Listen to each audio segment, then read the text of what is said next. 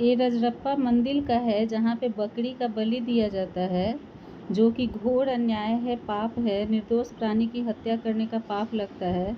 किसी भी व्यक्ति हो या जानवर हो, कोई भी हो, जिसको जिंदगी देने का हक है, उसी को मारने का भी हक है। किसी भी व्यक्ति को ये नहीं अधिकार देना चाहिए कि वो किसी निर्दोष प्राणी की हत्या करे, उसे पाप लगना चाहिए। एक मांसाहारी को भी मांसाहारी का मांस छीनने का पाप लगता है, क्योंकि उसका मांस खाना उसका अधिकार है। लेकिन शाकाहारी को मांस खाना अधिकार नहीं है, उसे मांस खाने का पाप लगता है। उसी तरह से एक माता का बहुत बड़ा भक्त है समाधि और वैश्य, जो पूरी दुनिया भर में नवरात्रि पर्व मनाया जाता है। चैत और आश्विन महीने में, और बाकी 2 गुप्त महीने में भी मनाए जाते हैं।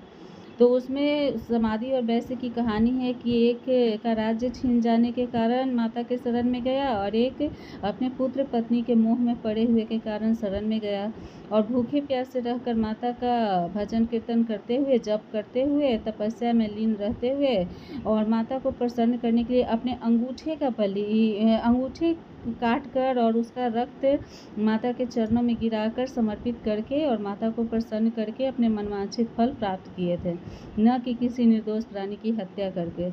ऐसा इस्लाम धर्म का नियम है। उसमें एक शायद मोहम्मद पैगंबर या कोई बहुत बड़े भक्त थे, जो जिनकी माता परीक्षा ली थी, तो बोले कि तुम अपने सबसे प्यारे चीज़ का बलि दो, जिसमें सबसे प्यारा, तो समझा कि मेरा सबसे प्यारा क्या है, तो उसका सबसे प्यारा पुत्र, उसको लगा कि मेरा सबसे प्यारा पुत्र है। वो अपने पुत्र की बलि देने के लिए, माता का सच्चा भक्त था, तैयार हो गया।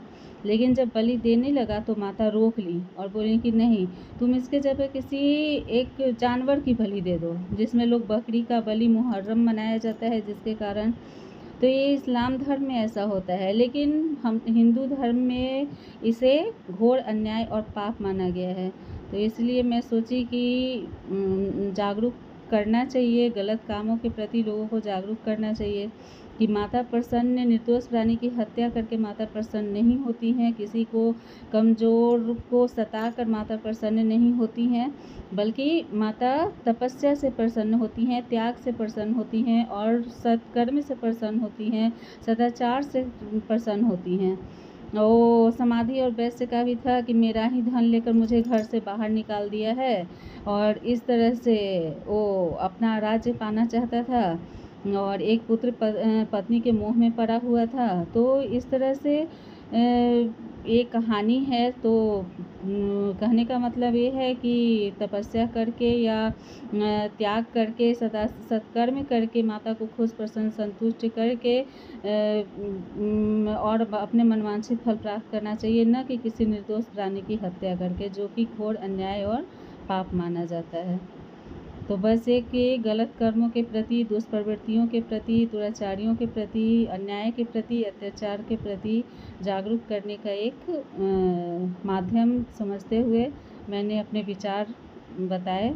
अच्छा लगे तो आप लोग भी निर्दोष प्राणी की हत्या न करें, किसी कमज़ोर को कष्ट न पहुंचाएं, और हमेशा सत्कर्म में और सदाचार अपनाएं। धन्यवाद।